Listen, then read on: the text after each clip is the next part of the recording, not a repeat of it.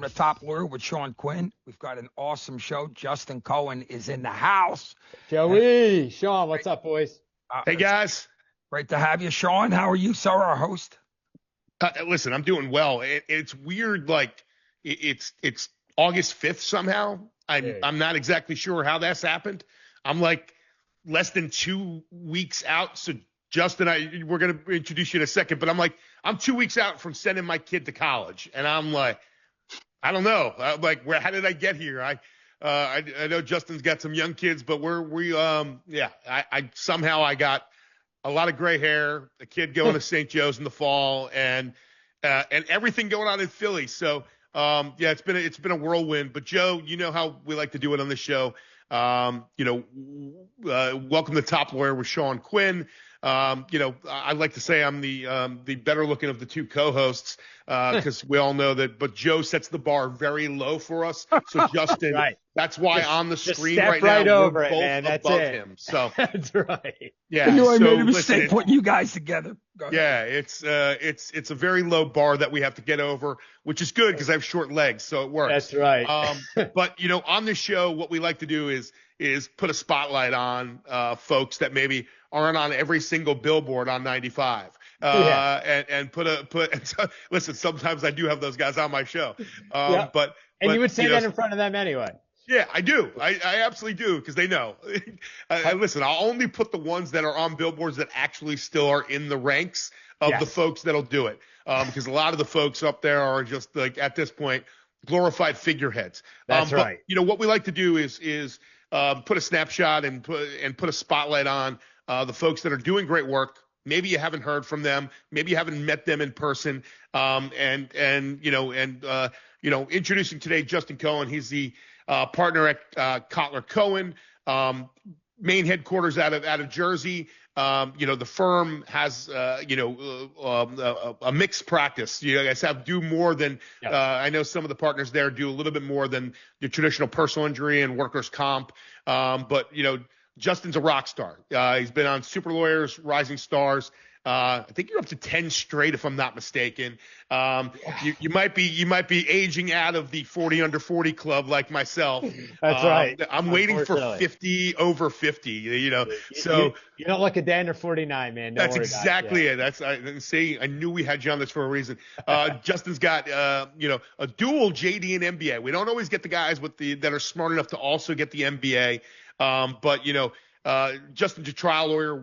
We actually, I think we crossed paths many moons ago at a trial lawyers event, like ships passing in the night. We shake hands, kiss babies, do all that stuff. But Justin's doing a great job for his clients out of their headquarters in Jersey. But Justin, welcome to the show. Hey guys, thanks so much for being here. First of all, Joe, great to see you again. Pleasure's mine, buddy. The Philly sports landscape is much more, optimistic than it was the last time we spoke. And Sean, great to have you, man. I know we have crossed paths before. I know just at some events with some mutual contacts, but your reputation precedes you. I have nothing but great things, and I really appreciate you having me on. I appreciate it, and you did hit on the Philly landscape, because somehow since I last got together with Joe, the world has completely changed. We had FIFA. I don't know if you guys got to go to any of those games. I went to 3. I was obsessed. I had tickets to one, and I have a wife who, and I was talking a little about Joe before the show, who's 8 months pregnant, and we thought it'd be a good idea for us to buy tickets and go together. It was the only day there was that crappy weather. It was raining. I remember that. I was Ghana, Croatia, and we got to the link, and we just said, "Nah." Yeah, hold on, Sean. I was there for that. I went through the rain. You're a good man. Listen, I was at Justin's house. He's twisting the facts. He said to his wife, because she's not 8 months pregnant, he said, "Hon, can I go to the game?" And she said, "Absolutely not." But I guess any way you want to remember it. Yeah, listen, it all works out. It was funny. It was terrible right up until game time, and then we were sitting in the link at the club level, so we were able to hide inside for most of it. Yes. Until game time, and then it was didn't rain once the game started, which was crazy. But we then, that was the only game we saw at the link. Then we went up to MetLife. North Jersey, MetLife. Yeah, nice. Yeah, so we got to see France play. We got to see the Norway, I believe, Brazil game. It was really cool. The Norway fan base is wild. We were rowing. You're rowing. You got to row. My son was rooting for Brazil. Frankly, he liked the whole ambiance of the Brazilian scene. Yeah. We'll leave it there. And then I was rowing. As someone who's been to Rio, I can totally empathize with that position. Yeah. The ambiance, right? Yeah, it was the ambiance. It was the scenery. We were there for, it was something. Yeah. Yeah. You know what's interesting? First of all, I got to see some of it. My son actually works for a hospitality company who does the Super Bowl every year. And they did some events in Philly and down by the Art Museum. Right.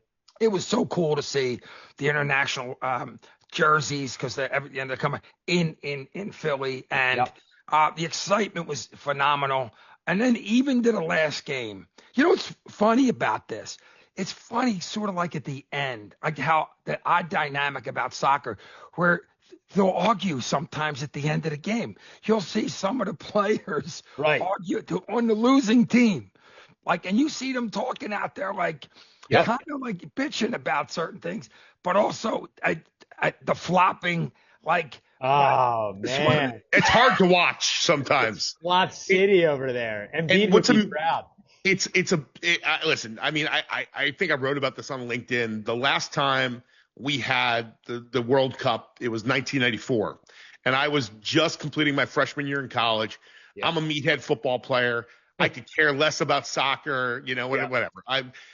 It was the other football, and frankly, thankfully, without social media, I didn't have FOMO. I didn't know what I was missing. But I will tell you, as a 51-year-old now, I'm sitting here going, this was awesome, and I just hope that the next time it's not too far out. Maybe it's in a decade, maybe it's 12 years, and we get to see it again here. But I just loved what the game did for this country.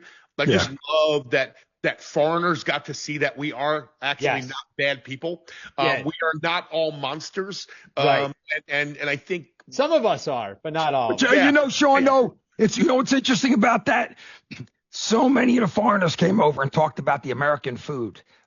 They were going nuts. Yeah, bottles of ranch going home. I'm like, just don't do the ranch. They were talking about Chick-fil-A and hoagies and cheesesteaks, and it was like, oh my God. It was eye-opening, Tim. That was really cool. Although imagine if the World Cup was going on when the Eagles were still playing at the Vet, and foreigners went to an Eagles-Cowboys game in 1996 in the 700 level. Oh. That would have been wild to see.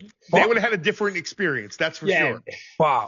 Come on. In the sinks and all that stuff. Well, they might have got to meet another illegal professional, Seamus McCaffrey, who was the judge. Yes. Down in the basement there. Yes. Right at the bottom of the Vet. That's right. And then that was followed up by the All-Star game. So, listen, season ticket holder to the Phils. I was there for the Home Run Derby, the All-Star game, all the festivities. Screw Jordan Walker, man. God. What a performance. It was phenomenal. But, it was the first – we went to the Home Run Derby 2 years ago when it was in Texas. Yeah. And that was our first time ever going to a Derby. And compared, Texas versus Philly, it's not even comparable. They don't care. Bunch of casuals down there. Yes. We were invested, and the booing brought it to a whole nother level. People loved it, but even Jordan Walker embraced it. It was done in fun. It was done in fun, and I know his parents, they kept showing him on the TV. They realized it's just in good fun. And by the way, when he won, which it was an epic performance. Epic. They were cheering the parents. They were cheering for him. That's Philly in a nutshell, man. Yeah, at the end of the booing, we clapped for these guys. Of course. Even Wilson Contreras, he went first. He loved playing the role of the villain. And I think all those guys, they enjoyed it. That's right. You know what? And you just mentioned it, Justin.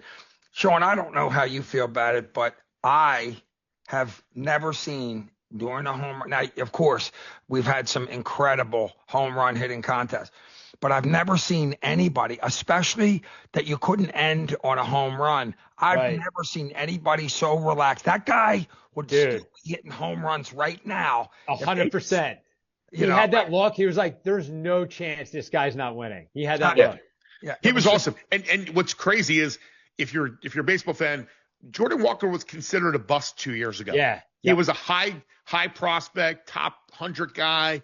And then, St. Louis was down on him. Like they thought he was going to be like the next coming. And listen, I think he's certainly there. He's, he's having a great year and good for them. But the All-Star game, listen, I think just the fact that the baseball world got to see what an amazing baseball city this is. Yeah. Just an amazing sports town.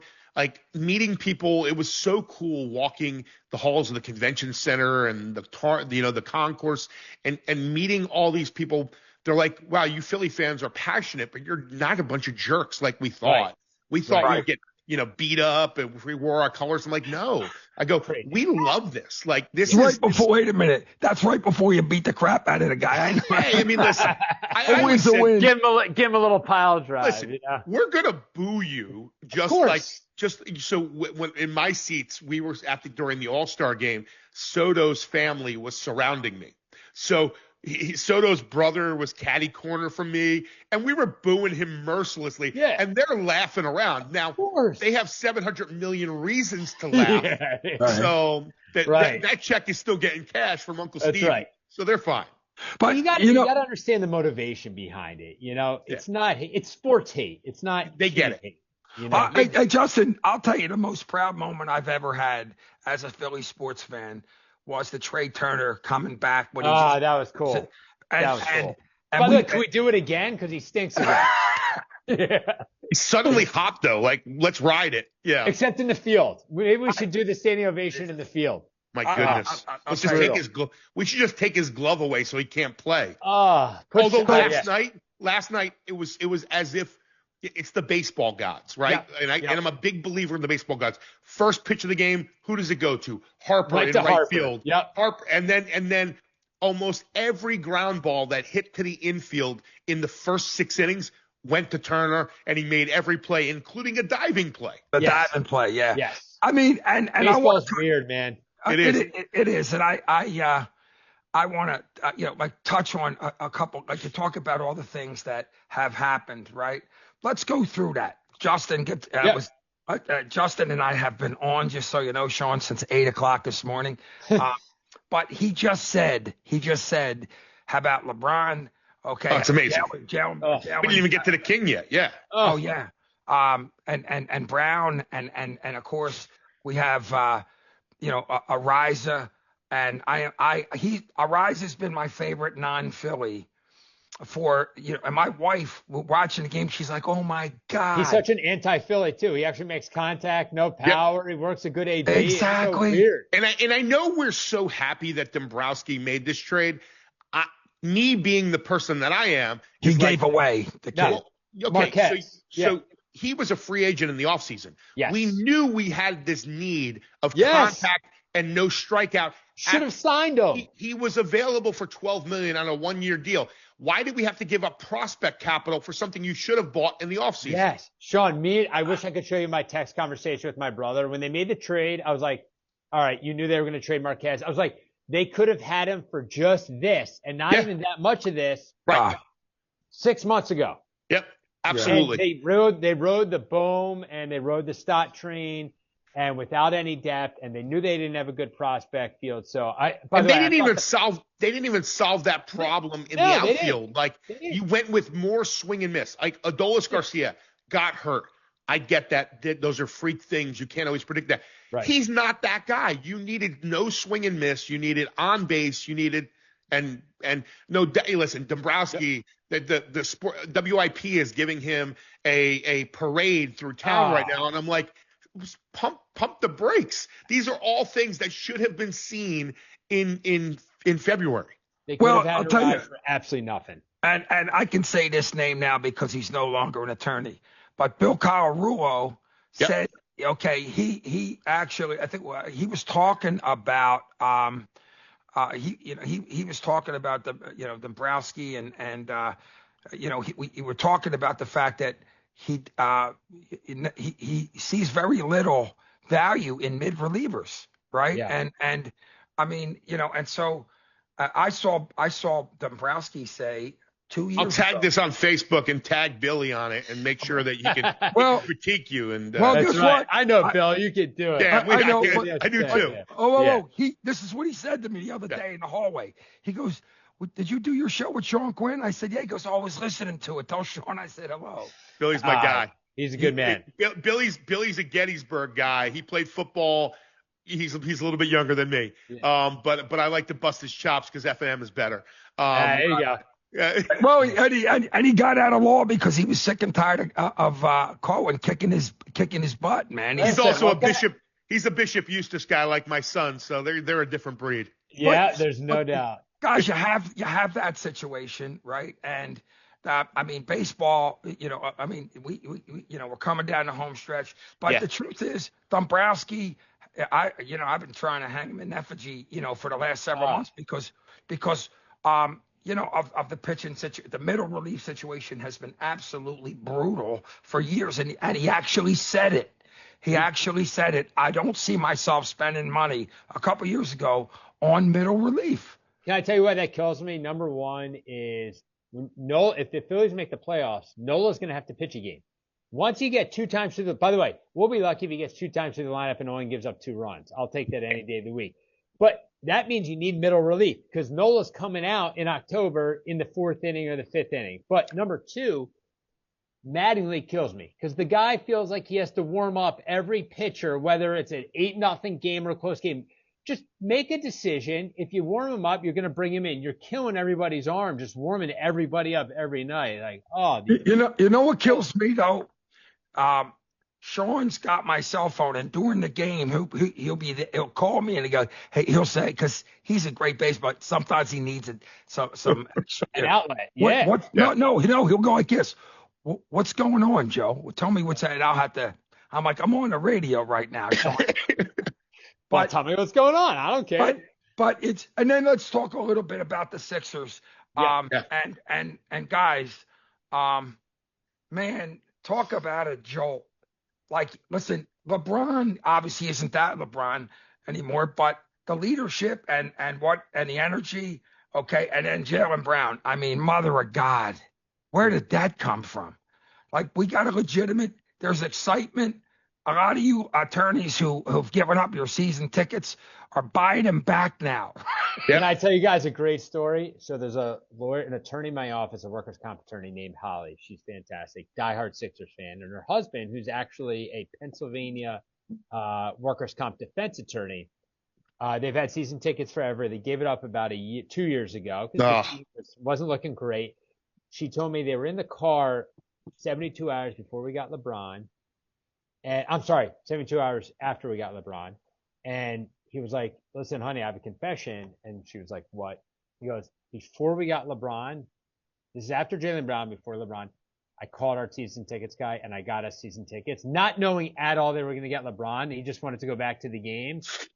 And now now he got him here and now the prices are here. I said, you can't even be mad at him. Yes, some of it was fortuitous and serendipitous, but it was a great investment, I'll tell you that. Yeah, I mean, listen, even if he doesn't go to any games, he'll make a profit on every game. Oh, ridiculous! Oh my God! And what he had no choice; he had to sign for the minimum, right? I mean, $8 million lunch money, I guess. Because Embiid's eating up $70 million a year. Thanks. Yep. What a deal that was. One more year, Joe. Give us one more good year, and we'll see what happens. But so guys, before we get into the law and your practices and all those, what's your thought? What's your thoughts on a strike next year, baseball strike? Because God knows, seems like it's going to happen. Tarek Skubal had to go to the Dodgers, man. I think it's gonna be the first time in my lifetime where I think public sentiment's gonna be behind the owners.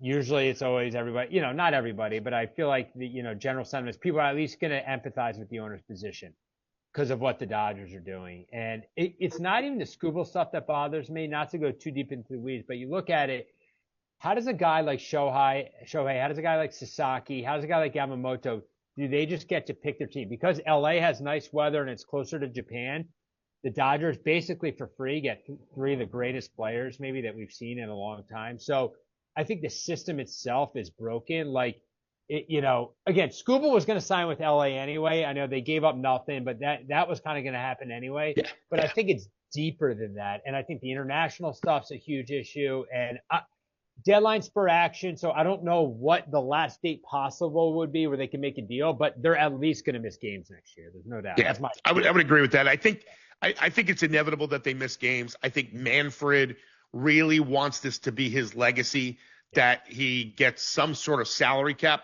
What people don't realize is the salary cap doesn't benefit anybody other than the owners. Right. It's not going to reduce your ticket prices. It's not going to make the game more competitive. We already see teams like the Tampa Bay Rays are in first place on a budget. The Chicago White Sox are in first place on a budget. The Milwaukee Brewers have no salary, and they're in first place and have more wins than the Dodgers. And they're awesome. We already have parity, okay? And just because you spend a ton of money, ask Uncle Stevie in New York how that's working out for the Mets, right? Yeah. It doesn't mean you win a championship. And so people, listen, in my opinion, the game has never been in a better place. We have more young talent. I don't know if you guys saw the kid, George Lombard Jr. for the Yankees last night. Hit a home run, right? Hit a home run. Ironically, his younger brother, who was a top 3 pick in this year's draft, hit a home run in his second professional at bat on the same night, both against the Cardinals. How does that work? Crazy? Wow. That's why baseball is the greatest sport. It's just like, how can you not be romantic about baseball? And exactly. What's incredible is growing up, and I know I grew up a little before you guys, but Nolan Ryan, Goose Gossage, and a couple other guys threw 100, right? Yep. But my God, you talk about baseball and the arm strength. I mean, anybody ever conceive of this guy Mizorowski? Jesus, he's humble. He's a freaking nature. I mean, look, his arm may fall off at some point, but he's an absolute freaking nature. Yeah, he's a beast. My point is, even guys who are tweeners are throwing 98. If you ain't throwing 98, 94 is slow now. Yeah, my son and I were sitting at the game last night and watching Zach Littell pitch against the Phillies, and he was sitting 92, 93, and we're like, this is now pedestrian. Yeah, it's slop. And my son's saying, he goes, we face pitchers in high school that throw 95. High school. Crazy. And what is that, Sean? You're and I'm sure Justin, as your kids, get older, you're going to find out what the training is. But what is it? Is it because they know they train kids now because they know they're only going to be in potentially 1 or 2 innings and they let them haul back? And Joe, I think training in general is light years ahead of where we were. They can measure, force plates on the ground to make sure that you're generating energy for throwing. These kids lift better than we lifted. They are working better. They eat better, frankly, even though they're loading up on things. Like, these kids are specimens, and they're more conscious of it than we were. And there's also, like, they're pushing their bodies. And I was watching a podcast yesterday, and they're like, the Northeast, particularly our region, is a hotbed for baseball talent. Like, you can look up and down the ranks of, particularly in New Jersey, where Justin and I live. Like, it's loaded with baseball arms and talent, and kids that got drafted this year. We had a first bunch round, of kids, I think, right? Yeah. We had a couple kids go this year that got drafted. It was pretty tremendous. So I think kids are training better. They have better access to technology. They know how the body should move.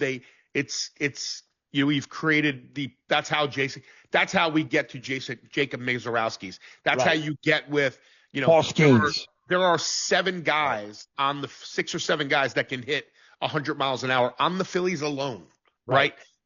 So it's 100 miles an hour, unless it moves, you're not special. Look at Andrew Painter. He throws hard, but they tee off because it's not moving. Yep, it's true. And so, having said that, guys, I mean, just a great conversation. Yeah. We go all day on this stuff. No, all day. Yeah. And Justin, you got my cell, right?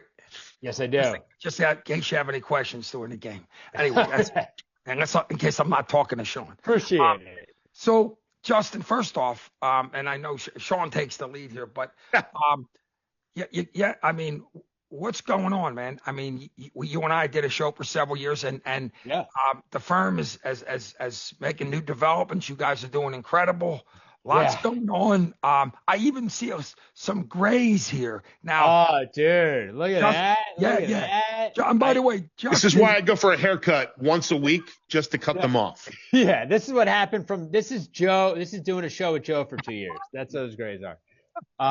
Now listen, thank you guys so much again for having me on. Things are really exciting. Joe, since we last talked, God, we probably added about 25 to 30 people to the office.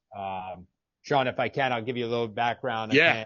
No, I know the firm. Yeah, it's been amazing to watch kind of the trajectory from Adam having his own shop and being kind of like a solo, and then bringing on you guys. It's been pretty cool to watch.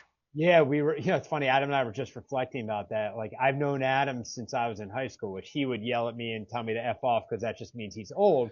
Yep. But, he hired my mom, who has been a personal injury attorney for 35, 40 years and is still working here, hired her about 23 years ago. And so Adam's been part of my family for that long. And, my sister's a personal injury attorney here, and my dad's an of counsel, transactional attorney here. So we've kind of all, grabbed onto the Kotlar coattails, and he's like a brother to me, and we bust each other's stones. But there's there's nothing better than building a business with someone who you consider to be like family. And we started out as as Sean, as as just workers' comp and personal injury just in New Jersey. That's been our bread and butter. I'm a board certified workers' comp attorney.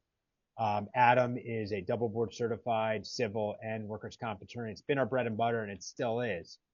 We have about, call it maybe 18 attorneys, 19 attorneys who are doing just exclusively that stuff. But is your father still there? Is your dad still there? He's still there of counsel. He's still doing his thing. And what a great guy. It's pretty cool getting to see your family almost every day. And, we have a new exciting, area that it's really grown over the last couple of years since Joe, me and you have talked, and Sean, I know, you alluded to it. But we're investing really heavily in our medical revenue practice. We probably have about 35 people, just doing medical revenue. I'm spending about 70% of my time on medical revenue. Adam's helping me out a lot on that. By the way, what is that? What is? Yeah. So it's a great question. So, the overall umbrella medical revenue for us kind of splits into 3 different areas. And the one that Sean and Joe, you guys may be familiar with, is PIP arbitration. So in New Jersey, you get in an auto accident, you have PIP benefits. If the Geicos of the world, if the NJMs of the world, they underpay or they're not paying the medical bill to the provider, they send the case to us and we file an arbitration under what's called forthright in New Jersey. And, it's a whole separate area of law. And we have an attorney who oversees that. And we have about, 8 or 9 staff, which is great because it's a better service to our personal injury clients. So before we did PIP arbs, not that our competition, there are some very good PIP attorneys out there, but it's never as clean and you never get all the data you need as if it's your own personal injury client. So we're serving our existing clientele much better. That was really our initial drive for it. But it's been a great practice for us. It's opened up doors to us meeting doctors up and down, all the way up to Bergen County, all the way down to Cape May. And it's, I will tell you, it's involved. Doctors don't like to do things during the day. So you better buckle up at night, and, not always easy with, a young kid and, one on the way, spending a lot of nights out and, doing dinners and doing happy hours and going to conventions. But they're fun. It's just a totally different practice area, and it was kind of just doing something different that allowed me and Adam to kind of continue to grow our business. So that's part one. And on that, it's sort of a blue ocean. You don't have as much competition. Listen, with personal injury firms, you could throw a stone across the street and hit another one. Yes. We know that. And there's not that many firms that are handling that work in New Jersey. That's not a profitable business in Pennsylvania because of the PIP system. 5,000. It's not a business that you can even run in PA with any sort of scale.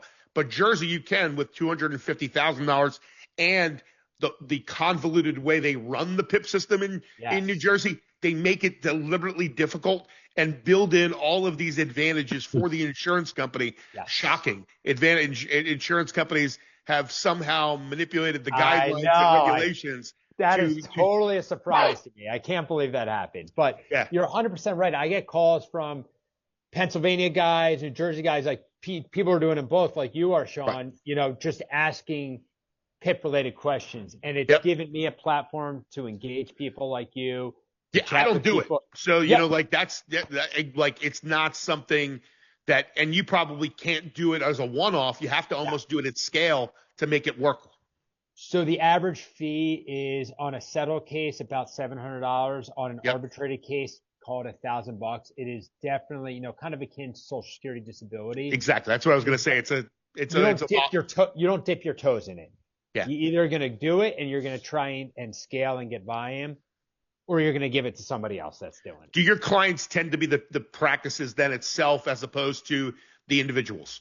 Yes. So we've made a business decision that we classified PIP P and PIP C. PIP P is PIP provider, PIP C is PIP client. The only PIP C cases we take are our own clients, or if a friend like you or somebody says, hey, this is really going to impact the case. Can you do me a solid and do one? Then we'll always do it as a courtesy. But 99% of our cases that are PIP C, PIP client cases, are our own clients. And then most of our practice, though, is from providers up and down the state, or even in Pennsylvania, because Pennsylvania people treat New Jersey accidents. Yep, they do. Too. And it's really been a great experience. That's awesome. So you said that there's three kind of buckets within with the group. We got through the one. Tell us about the other two. Bucket number two is kind of a natural, is tangential to our workers' comp claimant practice. We also do medical provider claims on behalf of doctors who are treating injured workers in New Jersey, and they either got underpaid or didn't pay at all. And that could be they got underpaid based upon their contractual rate in New Jersey, because in New Jersey, unlike Pennsylvania, you have to be authorized by the insurance company to treat the injured worker. It's unfortunate, but obviously when the legislation was passed, I think in the 1920s, the insurance lobby was working pretty hard at that, and they were under the statute. They get to furnish the medical care, which is unfortunate, and it creates, as you can imagine, a ton of issues. Yeah. So we have, and we run in, and both of us run into problems with that on those tandem cases that have a comp component where person's injured. Maybe they're in a car accident working for their employer, and you have a claim against somebody else, and they need to get the medical treatment, but you have comp denying it. And then you have the other side saying, well, we're not going to pay that because it wasn't comp. And they get you stuck in. I can't even, Sean, if I have that conversation once, probably a week with attorneys who don't do workers' comp. And a lot of them are Pennsylvania attorneys, and they're familiar with Pennsylvania, where you kind of are free to treat with your own docs. You are. Yep. So it's a little bit of a shock to the conscience then when I tell them in Jersey, I said, look, we can do this one of two ways. I can get this ready for trial. We'll pay for an expert.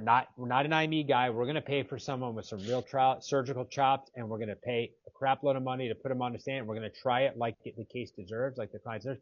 But you're looking at 6 months to a year by the time this trial is disposed of.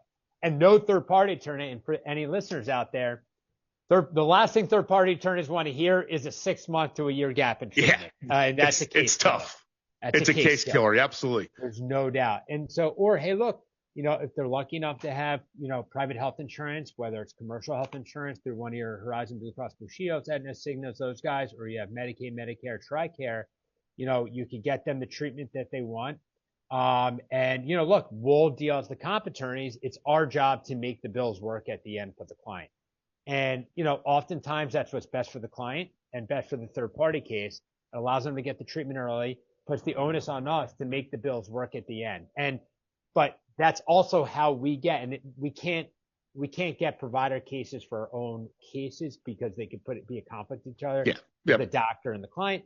But that's how we get a lot of cases where there's denied cases and the clients want the treatment because they deserve it and they're hurt. And then doctors are left with bills that are in sometimes the hundreds of thousands that are unpaid or paid at fractions of pennies on the dollar. And they come to us to file a separate action in the workers' comp court. It's the same court, same governing body, but it's called a medical provider claim, and therefore we represent the docs. And we, the great thing about us, and Adam and I are so upset at ourselves for not realizing we should have done this 10 years earlier. We're in every court almost every day. We know every judge and almost every defense attorney because, at any given time, we have 4,000 active claimant cases. So we have the relationships. So it doesn't mean we get, people are doing us favors, but it means we know we have the cell phone number of the attorney who's handling this case. We know this judge because we're in front of them every single day. It allows us to move the case further, whether disposition is through a trial or through a settlement. We at least are able to move the case faster, and it's been a really, really cool, great success with our doctor clients. Yeah, and especially, I know people often confuse the court systems between workers' comp court and civil court, and frankly, in the civil side, this from doing this, we're there a lot less. Yes. Comp court, you're there all the time, and what people mistake is while there's not full-blown jury trials in comp court, you have a lot more bench trials, and you are putting doctors on video and having them testify. So frankly, workers' comp lawyers tend to be cross-examining and examining doctors way more than you do in a civil case. 1,000%. And, it's so funny because in my head, when I was coming from a med mal firm in Philly, I said, because Adam at the time, the business need was workers' comp. I said, man, I'm never going to get any on my feet. I'm never going to get any trial experience. Right. And I did both. I had PI cases and I had workers' comp cases, and I was trying cases every month in workers' comp, and I was lucky to get any, if I had a debent ASA deposition or anything in the PI case, which is great. A lot of times they sit up, but like you hit it, Sean, too. You don't know the judge. You know them, but you're not seeing them every day. You know the defense attorneys, but you're not seeing them every day. In comp, it's such an interesting dynamic because you see the same people over and over. And by the way, for better or for worse, and I'm sure there's some defense attorneys who would say, I'm a pain in the ass, Adam's a pain in the ass, just like I think there's defense attorneys that are pain in the ass. But you better treat them fairly because the next 300 cases you're going to have with them are all going to be over the next 6 months. And you don't want them to have to, and you don't want to do your future clients a disservice by burning any bridges. That's such a misnomer too. Like with some people, they're like, hey, you work in Philly or it must be a huge legal bar. No, we see the same people all the time. Absolutely. And comp is even smaller, of a group. Like, what firms you're going to be up against. If it's North Jersey, it's this firm. If it's Central Jersey, it's this firm. Because there's only so many carriers writing comp coverage. That's right. That's it. That's exactly right. And it really makes, young attorney, we've noticed some young defense attorneys who, it's their first job out of law school and they think that you have to be adversarial and you can't have a human relationship. Right. And, to be honest with you, those are sometimes the people we like going up against because we get to smack them around a little bit in court and you get, if you litigate a case, there's, you could get additional fees. So great, knock yourself out. But, I think it's a little bit of a disservice, to some of these firms who are training some of these young attorneys. Pick up the phone. You don't have to send an email, acting like Mr. Tough Guy. You get a lot more. And by the way, we've cut favors for people left and right, just like people have cut favors for us. Because when you do things the right way and you treat people like human beings while still fiercely advocating for your client, it makes for a much better practice. You can absolutely do both. And I think when we both came into the game, it was, listen, I think you're a hard charger. I'm a hard charger. Yep. I probably was that guy at one point. And we know you're competitive. You play college football. Listen, I want to win, right? Yeah, I 100%. And especially in, what people, and Joe loves to talk about this, what people don't always appreciate about personal injury lawyers and workers' comp lawyers is we don't get paid unless we win, right? So it is, we have skin in the game. We have time in the game. So it has to be competitive by its very design, but you can do it the right way. And it took me a little while early in my career to realize I didn't need to be, have outrage every time and pound my chest and want to, but I also was in a game where early in my career, I was doing construction accident cases against some massive heavy hitters. Oh yeah. And they forced me to level up. Like but they were tough. I once had a deposition, and Joe, you'll laugh at this one. The defense lawyer in a 7.5 hour deposition. I stopped taking 7-hour depositions. By the way. I was about to say, I hope for your sanity you're not doing that. I was the guy that dissected everything. I would torture people. but the one guy objected 743 times in one deposition. And I took pride in that he was this old school construction litigator. He's passed away now, but he used to have a dartboard in his office, and one of my buddies was an associate there, and he's like, your face stayed on that dartboard for at least 6 months, because he just couldn't stand you. But he probably respected your legal prowess. He did. The very first kiss I had with him, I think I was probably 27 years old. I was dealing with a guy who got his leg severed off in an excavating accident, and he promised, because my client was probably somewhat responsible for where he positioned himself. But he promised me he would never pay me $1 million to settle that case. You're never getting 7 figures. We settled it for 1.8. He didn't pay you $1 million. He paid you 1.8. Right, he paid me more. Right. Yeah. So it worked out. That's awesome. I love that story. I guess when you're a young attorney, that's why I think, and just from my experience with you guys, is that you hear a lot of young people start off on the defense side. But I know Adam Kotlar didn't. That's one of the rare spots. He's one of the only human beings, because typically, and the reason I say this is, I guess if I'm injured, I don't care if you went to Harvard or not, I probably don't want a 25-year-old kid representing me, and my whole life. So you cut your That's teeth. why Justin let the gray hair grow in. That's exactly right, man. You're absolutely right, though. There is a tax to be paid for it's hard as a young lawyer to acquire business for that very reason. That's why if any young lawyers ever listen to this, plant your roots. Start putting the seeds in the ground. They may not turn into a fruit-bearing tree for a decade, but be nice, be available, and always work your butt off. It's interesting because one of and I think Justin was there, and I kid you not, it's one, and I was talking about it about a month ago. It was one of the most beautiful moments that I've ever had in radio. And I often said, I've normally, I get the pleasure of doing shows with guys like yourself, and it's a lot of fun and all, but I've had some nerve-wracking moments also that I didn't see coming. Right. I'm not kidding you. And one of them was one of the most I'd never been this nervous, because I'll get into that in a second. But one of the most beautiful ones, I went, and this has to do with baseball. My wife and I, Sonny Banks says to me on a Tuesday, I just did a show. He's like, Joe, you want to go to the game on Friday night? And I'm like, well, it was the playoffs. And the Phillies hadn't been home in 18 games. It was the first home game. And I knew my wife would want to go. So I said, Sonny, you sure? He goes, my son is bringing his new girlfriend home to dinner. And I'm like, okay, we're going. Guess what? It was the Reese Hoskins game when he threw the bat. Oh, the slam the bat game. Yeah. He said, Sonny says to me, I think the tickets are good. They were on top of the dugout, row one. We're in the video, right? But here's the thing. So something had to ruin that moment for us with you being in the video. Yeah, exactly. Yeah, I knew that. I knew there was something there about was something that off wasn't about perfect. that moment. Yeah. Listen, hold on. So anyway, I lose my voice. Sean, I had never thought of Literally, these are two bonuses. You losing your voice. Yes. And, 100%. So I'd never thought about it. And I thought, man, this is my livelihood. What am I going to do? And the next thing you know, we're doing a show with Adam Kotlar and Justin Cohen at the station.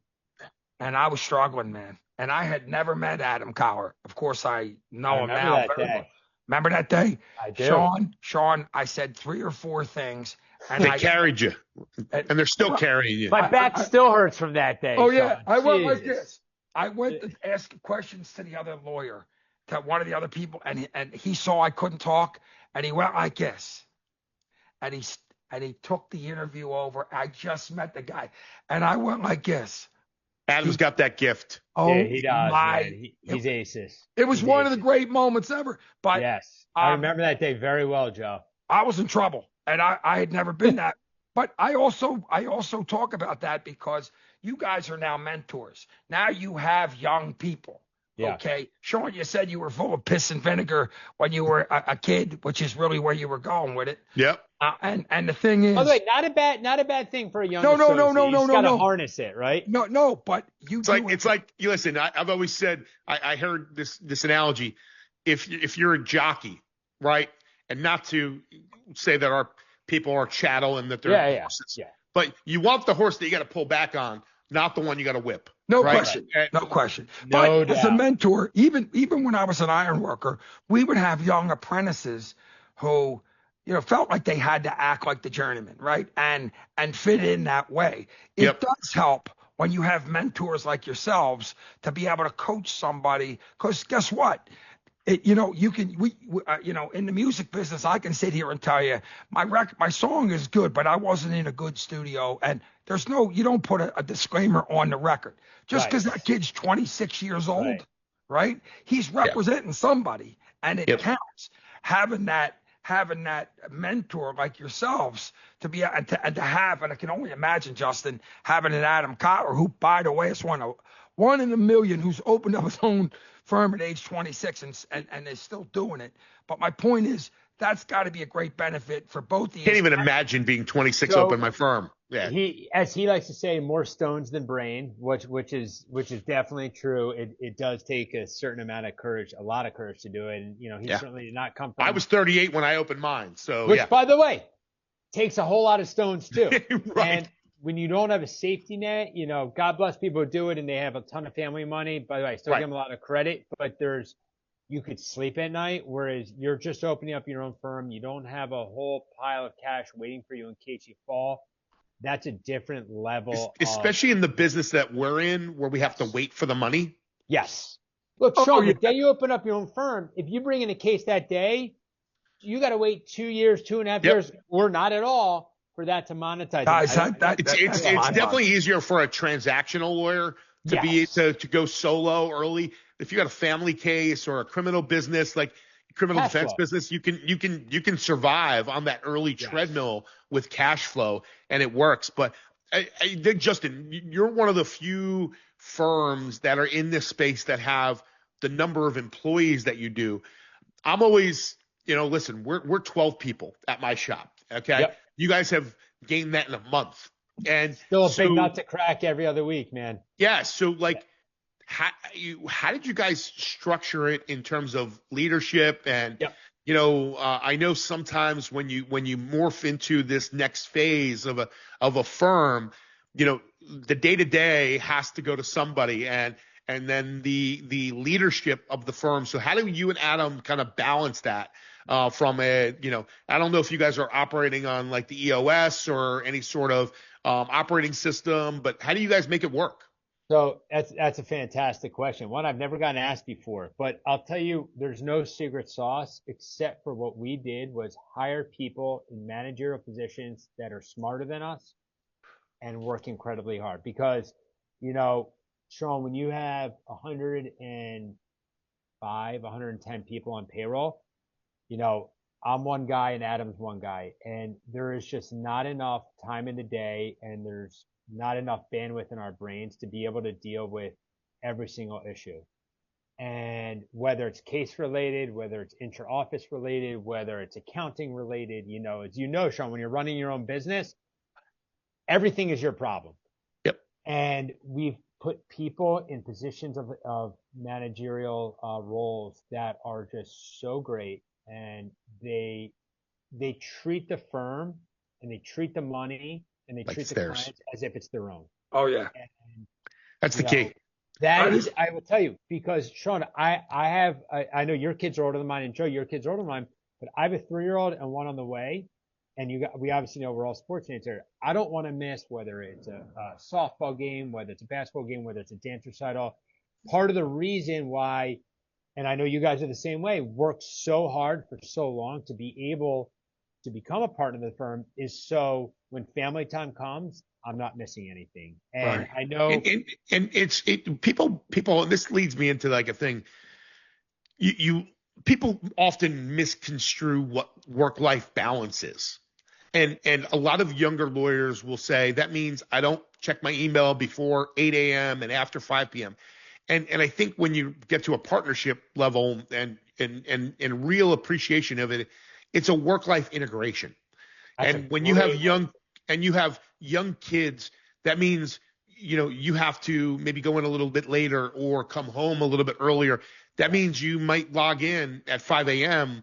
and get things done. And then after your kids go to bed at night, make sure that nothing's burning and you're working in. And for me, it was important when I opened my firm. My son was 5, and my firm just hit 13, and my son hit 18 this year. That's awesome. And so I always say, like, my kid's moving out, but I have a teenager for a law firm. But what was part of it was, for me, was I wanted to coach baseball. And for the next decade, from 5 through 15, I coached everything from Little League to travel baseball. That was important to me. It was important that I did great work for my clients, but I also was there for my family. And I think that's how we should all kind of really want to structure our lives, is that we're fulfilled in both cups. I love that. What's interesting about what both of you said, and yes, you talk about working and working hard, but also setting those standards. But I would say this, because I have had situations and we've all seen them. Okay, this conversation sounds simple, but Justin and Sean, hiring the HR process at the beginning and knowing that you got the right people, okay? Because it's an inexact science, though. You're gonna swing and miss sometimes. It is. But my point is, you at least have to have some sort of you're going to find out one way or the other. We've all gotten situations. Oh yeah. And at the end of the day, you got to surround yourself with people that are not only smarter than you, or and I think more than anything I've ever heard is that they look at your business like it's theirs in a positive sense. My wife used to manage a salon in Center City. She was a stylist before that, and she'd always say to me, "I'm disappointed, that I didn't stay doing the salon." I said, "Elaine, you treat that salon like it's your own, in a sense that you realize that treating customers the right way is what's going to make that salon success, and that relates to your job." And so those things right there, and you do, Sean, it is an inexact science, but damn, it's important. Yes, it is. You got to find people that give a crap at the end of the day. Absolutely. It's easier said than done, I will tell you that. And you just hope your batting average on that is closer to Luis Ariz than it is to Bohm. I'll tell you that. But I think firms like both of ours, you're dead right on that. Yeah. I think both of ours, though, when I look at your website and what you guys stand for, I think when you become really in tune with what you stand for, personally, professionally, what your core values are. So, like, every time I do a job placement or a job ad for our firm, we tell people what our values are. We stand for straight talk. Okay. Yeah. No BS with us. All right. We know we're constant improvement, that 1% better that we're seeking, the commitment to the community and our service. So, we want people that embody our values. And I think once you find people that embody your values, you will find your people. Yeah. And let me just say this, because we're going to go in a couple minutes. Yeah. I know, Sean, giving back to the community and is so important to you. And Justin, one of the things I could say about this show, and I think it's one of the best shows I've ever been a part of, we could have done this show at the bar, sitting there with a couple beers. And I told you, Justin, you were going to love this show. My kind of people. And so it is so important. Obviously, Sean, I know giving back is such a big deal to you, and that's normally one of the things we talk about a lot. Okay, and Justin, you and I talked about it on your show, and that commitment. Just say, we got a minute left. Yeah, I mean, listen, we have always done holiday drives, Thanksgiving turkeys. We did 250 turkeys, but we got this crazy idea that in the spring this year, we're like, let's do something every month.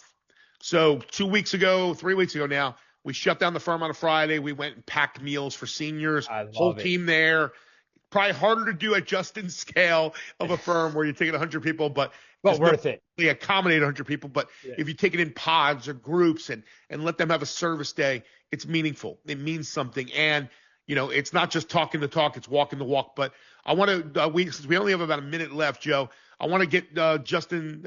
Justin, how can people get up with you? Sure. And if they need the services of your firm or just want to chat with you? Guys, thanks so much for having me on. I really, really appreciated it. Felt good to chat and take a step back from the craziness of the office and catch up with some like-minded people. So anybody has any needs in New Jersey, feel free to give me a buzz, 856-751-7676. You can go to our website, Kotlar, Kotlar, Cohen.com. And you can always ask for me. I'm available anytime. And I got no social life with a 3-year-old and a newborn. So, I welcome calls at late nights or early mornings. I'll buy you breakfast real soon. You can hit me up at quinnlawyers.com. I'm all over LinkedIn, Instagram. It's pretty easy to find me, but you can always get in touch with my team at 215-360-3666. Fantastic. And Justin, when is the newborn due? So we got a due date of, unfortunately, September 11th. So we're hoping for a day, maybe a day early, a day late. Well, my wife would say definitely early. But hey, look, if it comes on that date, this kind of hit me real quick, guys. I was born closer to the JFK assassination than my newborn will be to 9/11. So it'll be, well, wait a minute. Hold on. 9/11. Anyway. Yeah. I'm going to kick your ass. Listen, I want to thank everybody for tuning in to Top Lawyer with Sean Quinn. Of course, we want to thank our guest, Justin Cohen of Kotlar & Cohen. Awesome to have you on the program. Of course, on behalf of our host, Sean Quinn, I'm Joe Doherty. Thanks for listening, everybody. Thanks, guys. Yes. Awesome show, guys. Thanks, boys. Awesome. Sean, thank you guys so much for having me, man. Justin, I'll shoot you an email. We'll get breakfast together one day because that's easier than doing afterwards. 100%. Breakfast is great. All right, brother. See you guys. See you guys. All right, boys. Be well. Bye. See ya.